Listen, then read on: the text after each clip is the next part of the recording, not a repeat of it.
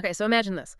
You wake up, maybe scroll through your phone, and bam, there's this huge headline screaming about the assassination of a really prominent political figure. It sparks outrage, fear, Yeah. confusion. Yeah, it's that jolt, isn't it? You immediately think, what just happened? Exactly. But what if? What if that news, that whole story was just made up, completely chillingly fabricated? Sounds like a movie plot, but But it's not hypothetical at all. It's precisely what unfolded just this month, September 2025, sent like genuine shockwaves across the internet.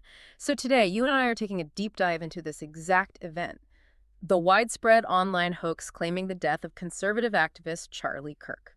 right. And our mission isn't just to, recount what happened. We want to really unpack who Charlie Kirk is, dissect the incredibly detailed, fabricated narrative that spread like wildfire, and then, maybe most crucially, explore the bigger picture, the more insidious implications of how this kind of dangerous disinformation gains traction, why it feels so plausible right now.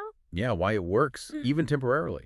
We're going to show you how a digital lie can become a very real-world concern for all of us. And what's really insightful here, I think, isn't just the audacity of the lie itself. It's what its rapid spread, the details in it, reveals about the vulnerabilities in our whole information ecosystem, things we often overlook. That makes sense. And it also taps into some very real anxieties, these sort of underlying fears about political violence that are unfortunately just kind of humming in the background today. Right, constant buzz. Exactly. So this whole thing, this deep dive, it really offers a critical case study for anyone trying to, navigate the complex currents of modern media. Okay, let's unpack this then. Before we dive headfirst into the incredible fabrication, the thing that sent the internet into an absolute frenzy, we need to understand the figure at its center. Who exactly is Charlie Kirk? The man who suddenly found himself, at the heart of this digital storm. Right, good place to start. So Charlie Kirk, he's an American conservative activist, also a media personality and author. Born October 14th, 1993, so that makes him 31 years old right now. Still pretty young to be that prominent. Yeah, and in a relatively short amount of time, he's really emerged as one of the most prominent and, let's be honest, polarizing voices in the modern conservative movement. Our sources show a pretty rapid ascent, actually, starting with a bold vision while he was still quite young. And his main vehicle for that vision, the thing that really put him on the national map, that's Turning Point USA, right? TPUSA. Exactly. He founded that, launched it back in 2012 with entrepreneur Bill Montgomery. Can you tell us more about that, how it started, how it got so big on campuses? Absolutely. So TPUSA's mission, looking at the sources, it's pretty clear. Identify, educate, train, and organize students, specifically to promote conservative values. On high school and college campuses. Right? High schools, colleges, universities. And what's really remarkable is just how fast it grew, its trajectory. From, pretty humble beginnings, it's expanded like crazy. It's got a presence now on hundreds, literally hundreds of campuses across the U.S. Wow. So this isn't just like a small student club. It's a highly organized, well-funded movement. Right. And that rapid expansion, honestly, it's a testament to Kirk's, his undeniable ability to connect with and mobilize younger conservatives. Yeah. He basically created a pipeline for student activism on the right. And TPUSA doesn't just operate quietly behind the scenes, does it? They're known for these huge events, really high-profile stuff. Oh, yeah. Big time. We're talking about their Student Action Summit, the American Comeback Tour. Yeah. These things attract thousands of people. Huge crowd. And you often see incredibly prominent conservative figures speaking there. Famously, President Donald Trump has shown up multiple times. That's right. Major figures lend their weight to it. And beyond TPUSA itself, Kirk has become a pretty significant media personality in his own right. Definitely. His media footprint is quite extensive now. He hosts his own daily talk show, The Charlie Kirk Show. It's widely syndicated. Right there. Yeah, and he's incredibly active, very influential on social media, especially X, formerly Twitter. His posts often get millions of views, millions of impressions. So he has that direct line to his audience. Exactly. He can bypass traditional media filters, which is, a key part of his strategy and his influence. Okay, so we've sketched out his rise, his platform, but to really get why he was the center of this particular storm, this hoax, we need to grasp his core political philosophy. Based on your deep dive, what are the main causes? The principles Charlie Kirk really champions, the things that define his influence, and crucially, how people see him across the political map. That's a great question. Because his ideology, it's really the bedrock of his appeal, but it's also, frankly, the source of a lot of the controversy surrounding him. Looking directly at the sources, you basically see three key pillars. First, there's fiscal conservatism. Okay, like taxes, spending. Exactly. He staunchly advocates for lower taxes, reduced government spending, free market policies, very much about minimal government intervention in the economy, individual financial liberty, as he'd frame it. Got it. What's the second pillar? Second is constitutionalism, but not just, a general belief in the Constitution. It's specifically a very strict sort of originalist interpretation of the U.S. Constitution and a really vigorous defense of individual liberties, especially the Second Amendment. Ah, okay. Gun rights. That comes up a lot with him. It does. And this stance, it informs some of his most provocative statements. He often frames any perceived infringement on gun rights as this, like existential threat to liberty, which, as our sources clearly show, becomes a major point of contention, a flashpoint. And it's that strong, almost unyielding stance on issues like the Second Amendment that often sparks such intense debate, right? Even within conservative circles sometimes. That seems to be part of his brand. Absolutely. It's very much part of his brand. And that connects directly to the third pillar, cultural conservatism. Okay, what does that encompass for him? Well, Kirk is an outspoken critic of what he views as liberal policies taking over college campuses, particularly around issues like gender identity, diversity initiatives, public education systems. Don't you hear debated a lot these days? Constantly. And he often expresses these views, sometimes pretty forcefully, on platforms like Fox News. He paints this picture of a broader cultural battle, a fight for the soul of America, basically. Our sources show he sees these issues as fundamental challenges to, traditional American values. Okay, so given all that the fiscal conservatism, the strict constitutionalism, the cultural warrior stance, it's maybe not surprising his career hasn't been smooth sailing, controversy-wise. What stands out from your research about the public scrutiny, the accusations he's faced? Yeah, what's truly fascinating here, I think, is the range of criticism he attracts. His career has definitely not been without significant controversy. He's faced repeated accusations of making inflammatory comments, divisive remarks, really pushing the boundaries. Okay. And what's particularly notable is that the critics aren't just from the left. Sometimes they come from within conservative or libertarian circles, too. Oh, interesting. Like who? Well, sources mention figures like Ben Shapiro, Matthew Dowd, for example, people who has, at various times, taken issue with aspects of his rhetoric or his approach. So not just ideological opponents. Right. His specific views on race, immigration, certain social issues, these have often drawn significant criticism, charges of insensitivity, sometimes even outright prejudice. Yet, and this is key, despite all this, or, in some cases because of it, Right. he maintains a very strong, incredibly loyal base of support. His followers see him as this, unapologetic voice standing against what they perceive as liberal overreach or cultural decay. Okay. That sets the stage. Now, let's turn to the truly wild part, and frankly, a pretty disturbing part of this deep dive. The entirely fabricated story that had social media just buzzing like crazy this month, September 2025. The claim that Charlie Kirk had been shot, this wasn't just some vague rumor, was it? Not at all. No, it was deeply disturbing and, like you said, entirely false. The claim was that a shooting of Charlie Kirk had occurred. Some versions even went further, alleging he was actually killed outright. Killed? Wow. Yeah. And it wasn't vague at all. It was designed, it seems, to sound incredibly specific and urgent, which, is a key factor in why it spread so fast. And this is where it gets really interesting. In a chilling way, what made this hoax so potent, so believable to so many people? It seems to be the specific false elements that gave it this, air of credibility. These details are crucial, right? So to understand why it caught fire. Absolutely crucial. Can you walk us through those specific but completely made-up details that sources confirm were flying around? Certainly. Our sources highlight several fabricated details that really acted as plausibility anchors, we can call them. They gave the hoax this deceptive shine of reality. First, the supposed location, Utah Valley University, UVU, in Orem, Utah. Okay, a real place, not made up. Exactly. It's a real university. That gives it a geographic anchor, makes it feel grounded. Then, the specific injury claim. Right, what was that? The claim was he was shot in the neck. Or, in some versions, declared dead right there on the scene. That kind of detail immediately raises the emotional stakes, makes it visceral. Yeah, definitely. The narrative also claimed he was attending a Turning Point USA event at UVU when this supposed incident occurred. Which fits his known activities perfectly. Perfectly. It aligns completely with what people know he does.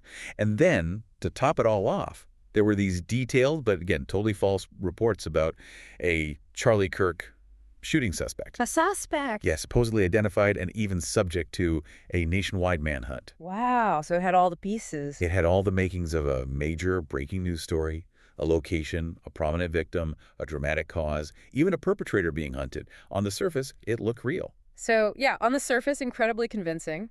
But then as we dug into our sources, the complete lack of any credible evidence just started to unravel the whole thing, didn't it? Precisely. Yeah. And that's what makes this story such a, well, a masterclass in disinformation, but ultimately also a failure. Because while it had those specific false details, it completely lacked any backup, any corroboration from official, trustworthy sources. Right. And that's where the real world inevitably pushes back against the digital lie. So what does this all mean when you cut through the noise, the panic? It means law enforcement in Utah, the Orem Police Department, others, and even the state's governor, Spencer Cox. Nobody made any official statement about a shooting like this. Crickets. Silence, which is telling. And crucially, no credible news outlets reported it. None. Not Fox News, not CNN, not MSNBC, not the Associated Press. Nobody. Right. And think about it. For a figure as prominent, as controversial as Kirk, an assassination attempt, that would have been the absolute top story everywhere, instantly. Front page news, lead story on every network, no question. So the silence from legitimate sources was, well, deafening, once you knew to listen for it anyway. And we can confirm, unequivocally, based on all the evidence from our sources, Charlie Kirk is alive and well. Right. His official social media accounts kept posting. No interruption. His podcast kept coming out right on schedule. Business as usual. Exactly. Those actions provided irrefutable proof that claims like Charlie Kirk dead or Charlie Kirk shot at UVU were completely, definitively false. The lack of any real-world impact, any real confirmation, that was the ultimate undoing of the hoax. It couldn't sustain itself against reality. Now, the main way this spread, the vector for this hoax, like so many others today, it was social media. Yep. Our sources point squarely at X, formerly Twitter, as the epicenter. But beyond just where it spread, it's the how. That's what's really fascinating and maybe scary. What did your deep dive reveal about the mechanics, the ways this lie just metastasized so quickly? Well, what's startling here, and this really speaks to the current vulnerabilities in our whole information system, is how perfectly this hoax exploited a pre-existing climate, a climate of intense political polarization, and also this deep-seated distrust of traditional media outlets. Okay, so the ground was fertile, basically. Extremely fertile. Yeah. Imagine a digital echo chamber just primed and ready. So when the initial false claims popped up, often from accounts with, low credibility but maybe high engagement, Yeah, those can spread fast. they get amplified like crazy, not just by bots, but by real users who are already sort of predisposed to believe narratives of political violence, especially against figures they support, or maybe even figures they oppose. Right, confirmation bias kicks in hard. Absolutely. Yeah. Our sources reveal this chilling timeline where an unverified tweet may be boosted by like a cleverly photoshopped image from some unrelated event or misleading captions on an out-of-context video clip. Deceptive visuals. Right. That stuff could outpace any official debunking by hours, sometimes even days. And that leaves a lasting impression, even after it's corrected. It wasn't just about the lie itself. It was the speed of its emotional resonance. We could almost call it narrative velocity, just completely overwhelming truth velocity. That idea of narrative velocity, that's powerful. That instant visual trickery, even if it's subtle, it creates this immediate feeling of urgency, of authenticity. It makes the whole outrageous claim feel more concrete somehow. Exactly.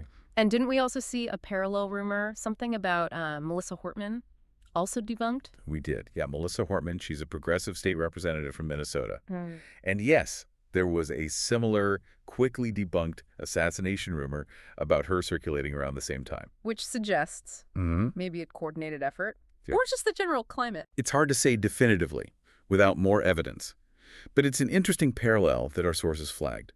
That concurrent false claim, even though it was distinct, it points to a potentially troubling pattern. Whether it was coordinated or just opportunistic, it hints at maybe an attempt to create this broader narrative of widespread political violence, hitting figures on different sides. And again, the lack of immediate, widespread mainstream media coverage for either event, simply because they never actually happened, that created a vacuum. A narrative vacuum. Precisely. And that vacuum is exactly what unverified rumors thrive in. People are looking for explanations, for information, and if the credible sources are silent, because there's nothing real to report, Then the fake stuff rushes in. exactly. Even weakly supported narratives can quickly fill that void, especially when they tap into those pre-existing biases or fears we talked about. Okay, so stepping back from this specific fabricated event, what does the whole Charlie Kirk hoax incident tell us?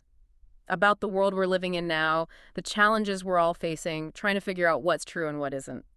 Well, while the shooting of Charlie Kirk was absolutely unequivocally a hoax, and we really have to keep stressing that, Yeah, important point. its rapid spread wasn't just some random digital fluke. It acts like a stark mirror. It reflects these very real, very visceral anxieties about political violence that are bubbling right under the surface of American society today. So the hoax wasn't just a lie, it was almost like a psychological weapon, preying on vulnerabilities that were already there. Exactly. And those vulnerabilities aren't abstract. Our sources detail real-world events that feed these fears. You think about the shocking assassination attempt on Nancy Pelosi's husband, Paul Pelosi, or the shooting of Republican Congressman Steve Scalise back at that baseball practice. Horrific events. Right. These aren't just stories. They're moments that remind everyone how fragile civility can feel, how quickly political tensions can escalate into actual physical violence. And that's where the insidious power of the hoax really lies. The fact that a story about an assassination attempt on a figure like Kirk could be so widely, so rapidly believed. It isn't just about people being gullible. No. It speaks to a deeper, maybe legitimate societal trauma, a collective fear about where things are heading, about escalating political tensions, about real violence. So the hoax taps into something real, even though the event itself was fake. Precisely. And the real cost here isn't just, a temporarily misinformed public. It's the further erosion of trust. Trust not just in media, but maybe even trust in the very fabric of our shared reality. It creates this climate where genuine threats become harder to pick out from the fabricated ones. Which could paralyze actual responses when needed. Could paralyze responses, yeah. And it just further entrenches divisions. It deepens the trenches of polarization, making any kind of constructive dialogue even harder. Now, what's also clear from our sources is that, despite this swirl of fabricated news about his death, Charlie Kirk himself, his influence, his work, it all continues. Unabated. He remains a significant force. That's absolutely right. Turning Point USA, his organization, it's still incredibly active on campuses, in the media. It's consistently shaping the views of, a new generation of conservative voters. Still a major player. Definitely. And Kirk himself continues to be a prominent voice. He strategically uses his platforms, his show, his social media to disseminate his views very effectively. Yeah. His estimated net worth often comes up. It's a subject of public interest. Reports generally put it in the range of, say, $5 to $10 million. Which reflects the success of his operation. It does. It serves as a kind of testament to his successful career as a conservative activist and media personality. That financial success underscores the scale of his influence and his operation. So if we step back one last time, consider the wider implications. This whole episode, this fabrication about Kirk, it really serves as a powerful case study, wouldn't you say? Oh, indeed. Absolutely. If you connect all these dots, the Charlie Kirk assassination hoax is, well, it's almost a textbook case study. It shows the dangers of political disinformation, its potential to sow discord, to cultivate distrust, even to manipulate public perception of political stability itself. It just highlights how readily a convincing yet utterly false narrative can take root, especially in an environment that's already ripe with partisan division and skepticism towards traditional media. Which really just drives home the critical importance for you, for the listener, right? The need to cultivate robust media literacy. Critical thinking. Yeah, practicing critical thinking and recognizing the individual responsibility we all actually hold to verify information, check sources, use trusted, credible outlets before we hit share. It seems simple, but it's crucial. It affects all of us, not just the people directly named in these hoaxes. It pollutes the whole information environment. Okay, so let's recap this deep dive then. As of today, September 10th, 2025, Charlie Kirk is very much alive and well. He's continuing his work across his various platforms. Correct. The widespread, highly emotional rumors of his death by assassination, including that specific, detailed story about a shooting at Utah Valley University, they are completely, definitively false, a product of targeted disinformation. Unequivocally false. This whole hoax serves as a really stark reminder. not just of our volatile political climate, which is obvious, but maybe more pointedly, of the incredible speed and reach of disinformation in our digital age. The velocity we talked about. Exactly. So while the Charlie Kirk shot story was a lie, the underlying fears, the fears of political violence, the deep divisions that exploited those are very real, and they remain present concerns for our society.